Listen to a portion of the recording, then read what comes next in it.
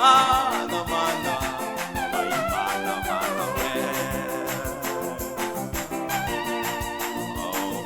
bakunzi b'ikiganiro cy'ijambo ry'umunsi ndabaramukije mbifuriza umunsi mwiza w'amahirwe. Amen. Mugira amahirwe mu byanyu, mugira amahirwe mu muryango wanyu. Yesu Kristo bagirire neza. Abaro dukurikirana Yesu abahezagire, abadugira icyo bakora kugira kiganiro kibashikire. Yesu abaho umugisha mwinshi cyane.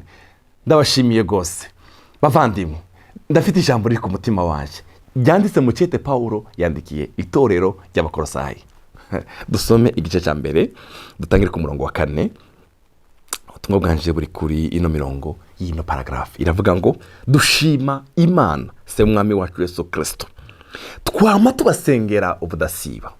Haleluya. Kuko twumvise ukwizera Kristo Yesu kwanyu n'urukundo mufitiye abera bose. Kuko twumvise. Haleluya. Turabasengera iminsi yose. Kuko twumvise ukwizera Kristo Yesu kwanyu. Ukwizera Yesu Kristo kwanyu. Abakolosayi barizeye Yesu. Ku buryo ba Paulo babasengeye ngo bumvishe kwizera Kristo kwabo n'urukundo bafitiye abera bose. Kuko mwigishijwe na Epafra uwo dukunda, umugurano mugenzi wacu, niwe mukozi wa Kristo wo kwizigirwa, abagaburira ibya Kristo mu gishingo cyacu, kandi niwe yatumenyesheje urukundo rwanyu muhabwa na mwemu. Amen. Epafra yashingiye neza intahe rino torero y'Abakolosayi. Haleluya. Niwe mukozi wa Kristo wo kwizigirwa, abagaburira ibya Kristo mu gishingo cyacu, kandi niwe yatumenyesheje urukundo rwanyu muhabwa na mwemu. Haleluya. Umurongo 8. Nicyo gituma natwe uhereye twavyumvishije tudahengeshanya kubasengera no kubashimira Imana. Amen. Ngo mwuzuzwe kumenya ivyigomba n'ubwenge bwose no kumenya ibya mwemu. Mwuzuzwe kumenya ivyigomba. Mana gushoboze kumenya ivyigomba. Haleluya. N'ubwenge bwose no kumenya ibya mwemu. Umurongo wa 10 rero niwo uhagazemwo ubutumwa bwanje bw'uyu munsi. Uravuga ngo kugira ngo mugende nkuko bibereye abo mwami wacu, mumunezereza muri vyose, mwami imbuto mu bikorwa byiza byose, mugwiza kumenya Imana. Reka mvuge bino bintu bine Paulo yabwiye Abakolosayi muri no murongo wa 10. Yababwiye ngo mugende nkuko bibereye abo mwami. Wowe kurankurikirana, wowe warakijijwe, wowe waragiye mu bana b'ibwami. Haleluya. Reka ndakwifurira rino jambo, ugende nkuko bibereye abo mwami. Hari ingendo zibereye abo mwami. Amen. Hari ingendo zibereye abo mwami. Hari imvugo abo mwami bavuga. Hari imyambaro abibwami bambara. Hari ubuzima babayemwo. Mugende nkuko bibereye abo mwami. Bene data, biraryoshe kugenda nkuko bibereye abo mwami. Nivy'igiciro kugenda nkuko bibereye abo mwami. Haleluya. Paulo abwira Abakolosayi, arababwira ngo mugende nkuko bibereye abo mwami. Nawe iri jambo ni gwanje ni ryawe. Tugende nkuko bibereye abo mwami. Tuvuge nkuko bibereye abo mwami. Tugira abagenzi bafite ubwami muri bo. Tugende tugira abantu bazima badukikuje. Mugende nkuko bibereye abo mwami. Ijambo rya 2. Mumunezereze muri byose.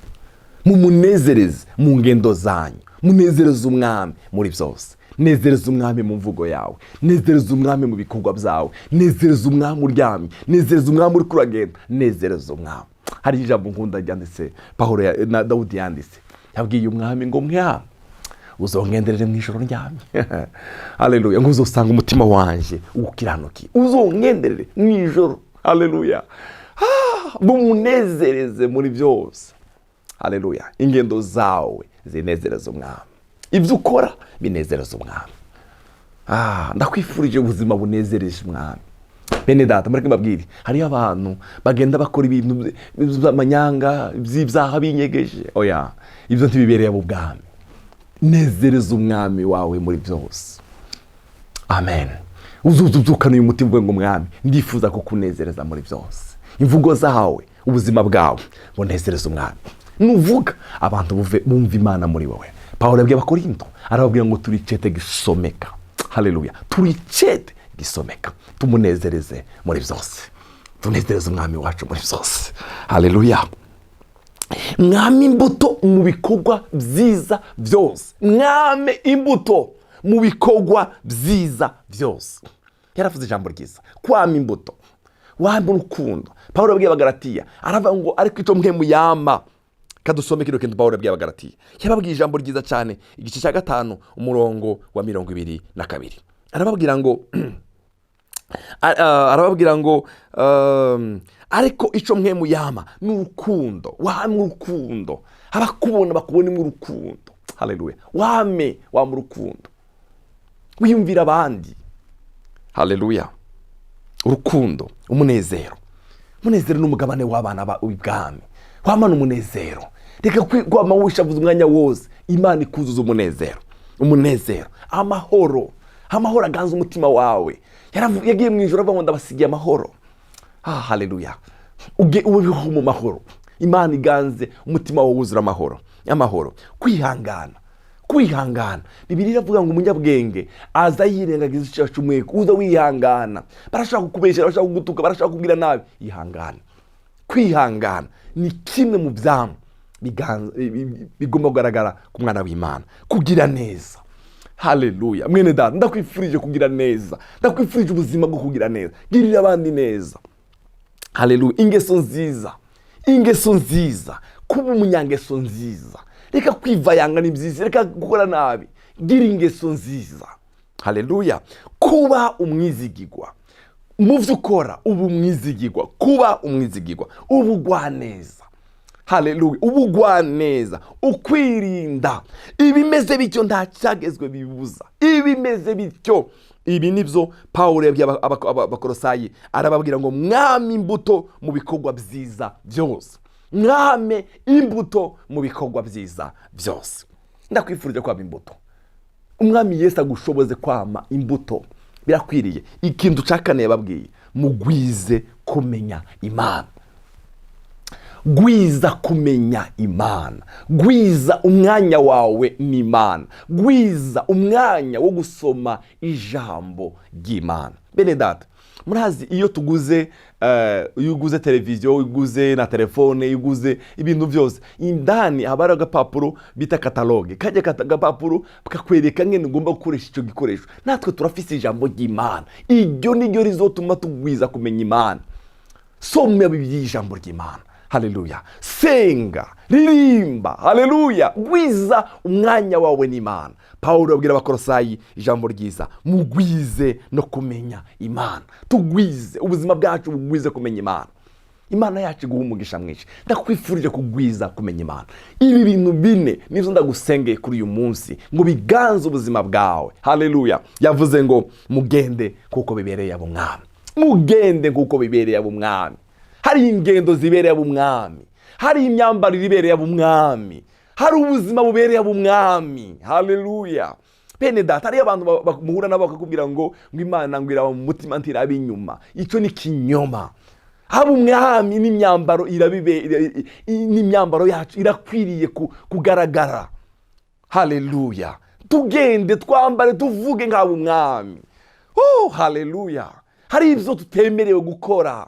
Hari ibyo tutemerewe. Hari imvugo tutemerewe kuvuga. Hari indahiro idakwiriye guca mu kanwa kacu. Hari indahiro zidakwiriye guca mu kanwa kacu. Hari igihe abantu bakijijwe barahira buri kumwe ukaburi uraba. Hari indahiro zitabereye abana b'ibwami. Hari indahiro, ari imvugo. Hari ukurahira, hari ibitabereye. Mugende nkuko bibereye ab'umwami. Mumunezereze muri byose. Haleluya. Nezereza umwami wawe muri byose. Amen. Mwami imbuto nabisomye ajya mu bagalatiya. Mwami urukundo, umunezero, kwihangana, ingeso nziza, ubwizigirwa mu byami bigaragara bibe umwambaro wawe. Cyakane yababwiye ngo tugwize kumenya Imana. Tugwize kumenya Imana. Reka rino sengesho ribisengesho ryacu ry'uyu munsi, kandi ribisengesho ryawe ry'ibihe byose. Igihe cyose uzabwira umwami ngo mwami ndifuza bino bintu bine ko arizo biganza ubuzima bwacu. Yesu aguha umugisha kandi akugirire neza. Reka dusengane nawe.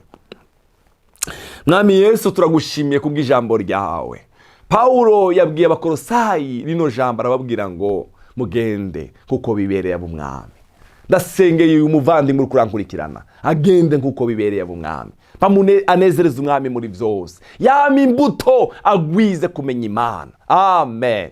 Ibi bintu biganza ubuzima bwacu Mana, ibi bintu bine biganza ubuzima bwacu, tugende nk'uko bibereye ab'umwami, tuvuge nk'uko bibereye ab'umwami. Oh haleluya, ubuzima bwacu bumere nk'uko bibereye ab'umwami, ingendo zacu zimere nk'uko bibereye ab'umwami, tukunezereze muri byose mwami. Twama imbuto, urakoze mwami wacu, utugirire neza. Ndasengeye ino mbuto y'ijambo mbibzi, ugende uyivomere mwami, uyigende uyivomere. Urakoze, icubiro kibi cawe mu izina rya Kristo Yesu mwami wacu. Amen. Mana, mana